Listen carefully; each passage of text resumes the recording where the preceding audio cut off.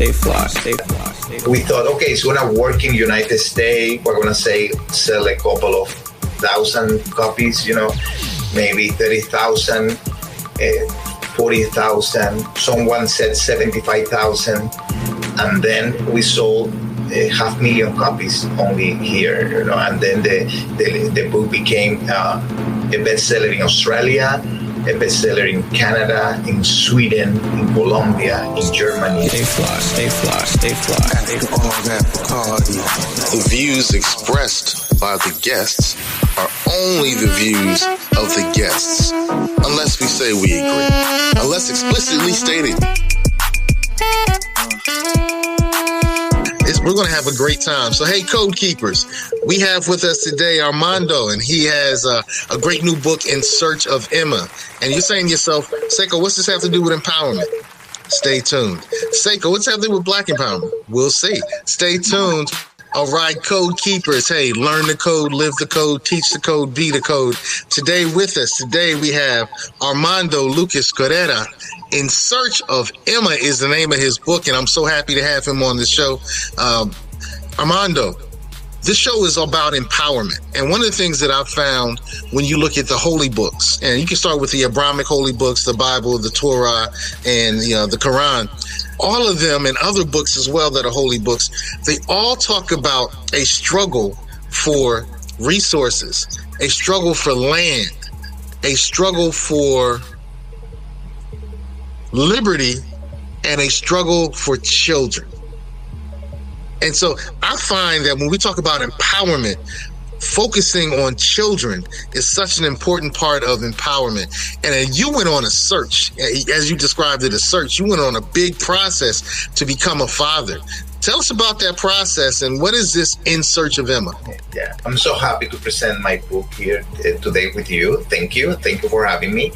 And yes, life is a struggle, and having my child, that it was a dream, and it took me over 6 years, because I started the process in 1999, and Emma was born in 2005. It was with a lot of accidents, but I have my daughter, and believe me, the biggest accomplishment, more than anything I have ever done in my work life, people in Espanol, including my writing and publishing my books, is having my children. And if you read my book, you are going to know that all the struggle that I have to have, and all the accident that I have during the process, and all the money that I have to spend, the money that I didn't have at that moment, it was enormous. But I have my child, and that's the end of the struggle. And then maybe you're going to have another struggle soon, because that's part of the life. But in my personal life, always I think you can get depressed. You can have to fight for your right. You have to defend yourself. But I know that if I feel bad, I never go and take a pill for this, because pills, they're gonna find a solution for a second, and you have to do the right thing by yourself. I think so. Beautiful. Well, in the background we have the beautiful island of Cuba. So how did growing up in Cuba shape your views on family and liberty? Yeah. Cuba's been in a really strong fight for liberty all my life. So Cuba is a very complicated thing for Cubans. I was born after the revolution, and for me, it was the only thing that exists. Only one party, always one kind of mentality. And for example, my family, they're Catholic, but religious, it was a problem. At the same time, when I was a teenager, during the late 70s, I knew that I was gay. And at the same time in Cuba, there were concentration camps for gays and religious people. And it's a little claustrophobic living in an island with only one government, only one party. And for me, I know that my life is going to be outside the island all the time, And I left the country in 1991. I studied in Cuba. I went to college in Cuba. I have a great family support in Cuba. And I was invited because I studied journalism. I became a theater and dance critic for a theater magazine in Havana. And so I got an invitation for Pratt Institute in New York. And then with my partner, and we have been together for 30 years. And I got an offer to work for the Miami Herald, the Spanish edition del Nuevo Herald in Miami. And I became a reporter. And then I started my new life. It's hard when you start like as a refugee, coming to this country, starting from zero, and make a living. And in my case, I remember at the beginning, it was hard, and at the beginning, I was writing obituaries, the obit, and doing all the clerical stuff. But in 6 months, I became a reporter for the newspaper, writing for the front page. And 2 years later, I was buying my first house. And when I saw the backyard, it was a small house in close to the newspaper, a very diverse. I love the diversity, living in diversity for me. It was important. And I said to my partner, I think we are ready to have a child. I said, you are crazy. We're never going to be able to adopt a child in Florida. Because only gay couples during those years can't adopt a child by the law. It was a law written in 1977. But I am very persistent. I always trying to fight all the struggle and all the obstacles that I have. And then in 1997, I got an offer to work in a new magazine called People en Español, the Spanish version of People magazine. I became a senior writer, and I read an article before going to print about a gay man who became a father via surrogacy with an egg donor, and he paid around $80,000, something like that. And in our business, we don't make a lot of money. Journalists, we don't make a lot of money. But I just sold my house in Miami. I bought a small apartment in Manhattan. And I said to my partner, okay, I think this is the way to go. We don't have the money, but if we need money, we can sell the apartment. And here we are with our children. All right. So what advice do you have for those looking to start a family, particularly those in your community who traditionally didn't do adoption? Yeah, I am. I am a huge promoter of adoption, and right now, same-sex couples can now adopt children in all 50 states, and some states still have restriction on fostering children, but it's easier now. My advice is always like, if you want to be a father or a mother or a parent in general, never give up. There are multiple options. You can adopt. You can go through surrogacy. You can adopt an embryo. Right now, and do it. Follow your dream and never stop. There are gonna be tons of obstacles, tons. But if you want to be a parent and you really want it, you're gonna get it. Just dream it. All right. Well, since Emma, your beautiful Emma, you've had 2 other children. What has fatherhood taught you? Yeah. When Emma was 2 years old, she said, I want to have a brother. I said, oh my God, I'm not ready to go back to all this timer. But we have embryos frozen. We pay storage in the clinic. And I said, Gonzalo, if a surrogate mother is ready to work with us again, let's do it. If not, forget about it. And then we called Mary, and she's a great woman. And I remember when we chose her, because it's hard for a gay couple to find a surrogate mother who wants to work with us. It's really hard. And then I remember she wrote a letter to me before the meeting in San Diego. And she said that she's a white woman married to a black guy, and they have a biracial daughter. And she doesn't want that her daughter be rejected because she's biracial. And then she said, I am never going to reject someone like you, a gay couple who want to have a child. And then, she won our heart immediately. And then I called her when Emma was 2 years old and said, of course, Armando, whatever you ask me, if you want to have another, let's do it. And at that moment, she had 3 kids already, and by herself, no, hers. And then we started the process, we did the transfer, and we were lucky. With the first transfer, we got our kids. And then for me, if I learned something about all this process, about fatherhood, is to be patient. Nothing happened the next day. When you are young, tomorrow is a long, long way. No, everything you want is now. During the fatherhood, all this year trying to have Emma, writing a book that it takes months, years of dedication and hard work, is be patient. And if you want it, you're going to have it, All right. So your first novel, The German Girl, is an international bestseller. How did that change your life? A lot. And I always say that The German Girl exists thanks to Emma. It was Johanna Castillo, my first editor and my literary agent now, who read Emma in Spanish and told me I should write a novel.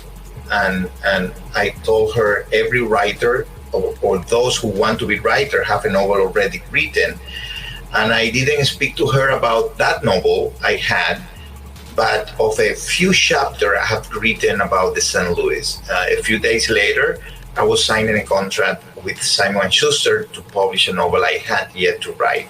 And I love my job here as an editor-in-chief of People in Español. I have a great team. We're the #1 Hispanic magazine in the U.S., but writing is my passion, and since I was a child. And then I have this book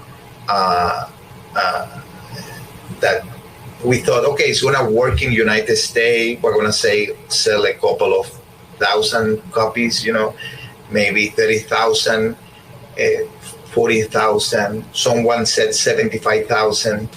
And then we sold 500,000 copies only here, and then the book became a bestseller in Australia, a bestseller in Canada, in Sweden, in Colombia, in Germany.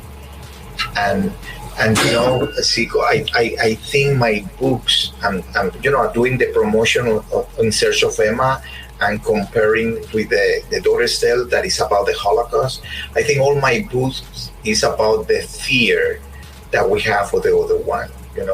We are always afraid of people with a different skin color, who believe in a different God, who has a different sexual orientation, who have an accent. We are always afraid of the other one. And believe me, we are all human beings, but at the same time, we are different, and we have to respect the differences between us. Beautiful. One thing I like about your magazine, the magazine that you, that I guess you're the editor. This is a new cover. He's a famous actor in our community, Roberto Manrique, and he came out with a boyfriend. This is a new digital cover that we have today. Yeah. Beautiful, beautiful.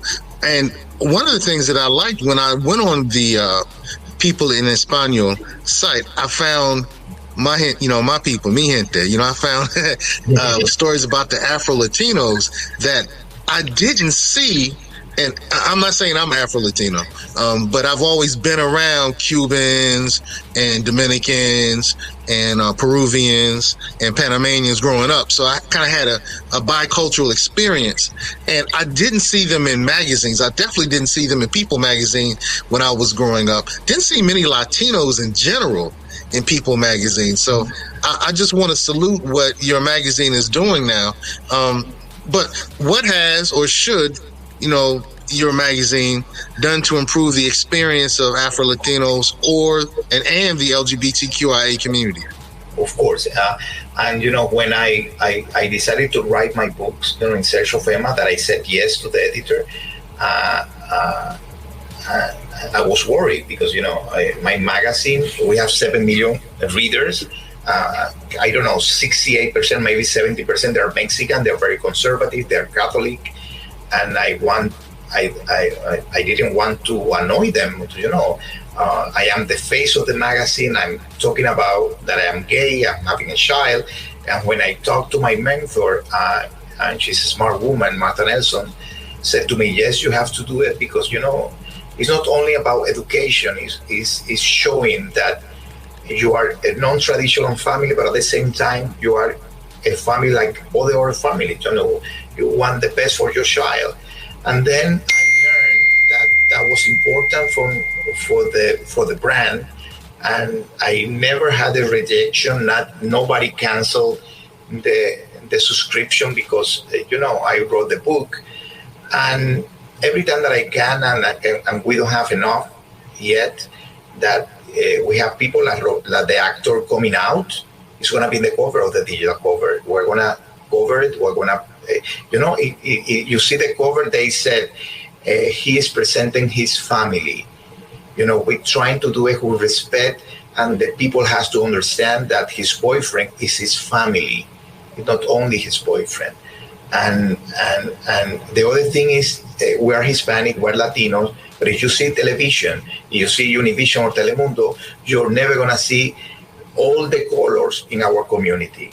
And I hate that, And for me, if you see, we have Afro-Latinidad, we always trying to promote our big community with all the differences that we have.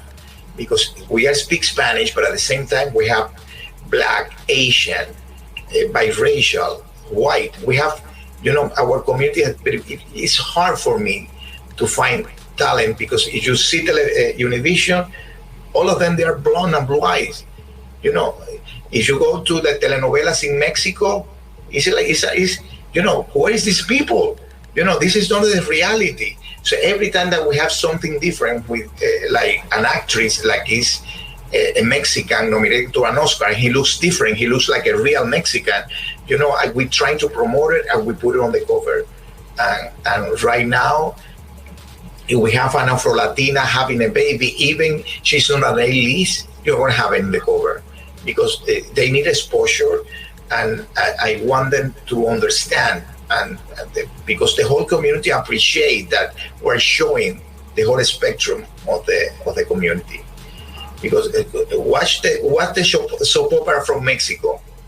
It's like they are filming in Europe or in Denmark. They don't look like where is the Latinos there? No? I am not talking about I know we have people from different color and background.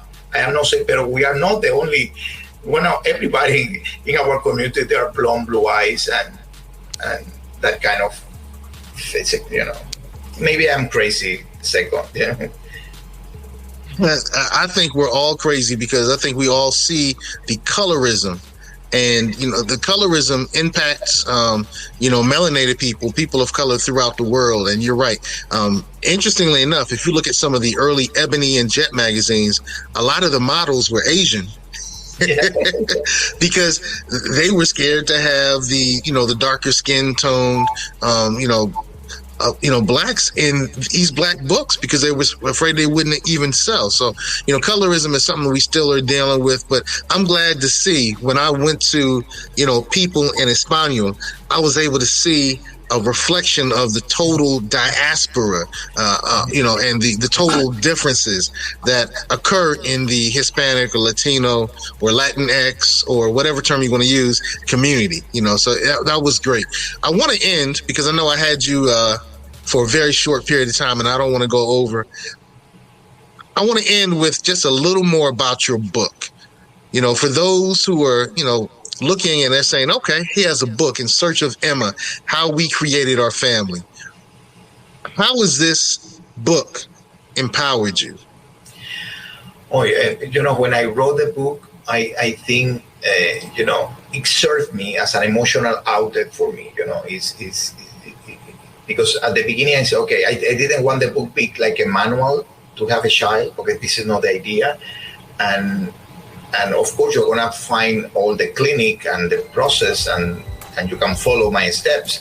But I wanted to write a book like it's gonna be a long letter to my daughter, and at the beginning it's gonna be like a dialogue, and I decide that I want to write this long letter that my children are bilingual, but she reads better in English, and we were waiting for have the book. Right now I have the book this week, and she's gonna read it this weekend, and for me this is very emotional. But this is a long letter to my daughter, and at the same time I want to show that maybe we're not a traditional family like everybody expects, with a mother and a father in the family, but we are a family like yours. We are the same, and maybe you're gonna see to that, and you have to respect that. And if you see my children, they're like your children. And we're trying to do our best.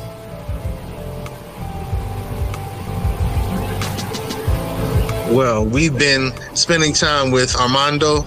Armando, I really appreciate everything that you're doing. The book is fire. So if you're looking for a new book to read, In Search of Emma, How We Created Our Family.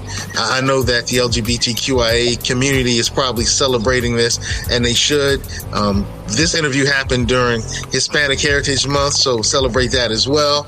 We're going to celebrate family, and thank you for your time, man. So the Code Keepers, I hope you saw the message of empowerment in what Armando has done. I really enjoyed this interview. Believe me, I think this is the last one, and it's my favorite one. Salute that. So, hey, live the code, be the code, teach the code, keep the code. Have a great night. Peace. Thank you. Good night. Stay fly, stay fly, stay fly, stay fly, stay fly, stay fly, stay fly, stay fly. The views expressed by the guests are only the views of the guests, unless we say we agree. Unless explicitly stated. Stay fly, stay fly, stay fly, stay fly, stay fly, stay fly.